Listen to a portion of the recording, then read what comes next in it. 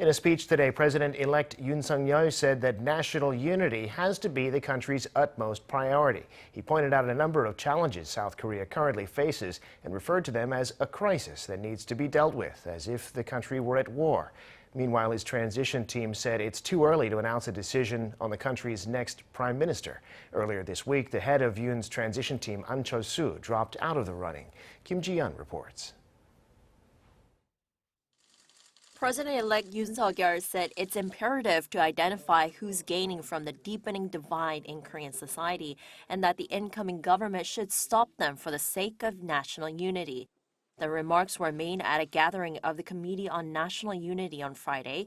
He said although there may be differences in one's political opinion and economic stakes, there must be a way for all of us to share common goals and direction in order to overcome the challenges the country currently faces. Yoon said a country cannot win it if its own people can't come together, and then referred to instances of World War II, the 1950 to 1953 Korean War, as well as the 1997 Asian financial crisis. 지금은 총으로 싸우는 전신은 아닙니다만은 지금의 이런 국제적인 그런 위기, 또 우리 국내적으로 정치, 경제, 사회 이런 위기들은 사실은 전시와 다를 바가 저는 없다고 생각합니다. 특히 이런 코로나 위기 같은 것은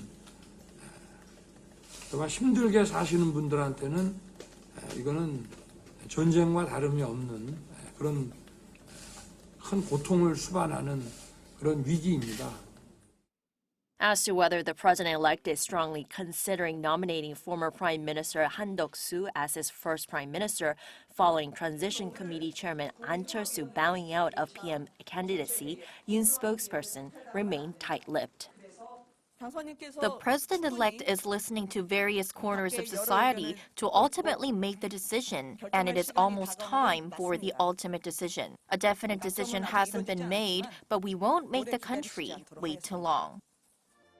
Kim said Yoon will visit Jeju Island this weekend to attend a memorial ceremony for victims of the April 3rd incident that claimed up to 30,000 lives in 1948. Initially thought as a communist plot, then South Korean government held armed crackdowns against the islanders for protesting against the U.S. military-led rule following Japan's colonial occupation of Korea. Yoon had promised during his election campaign to do his best to properly compensate the victims' families if elected. Ji-yeon, Arirang News.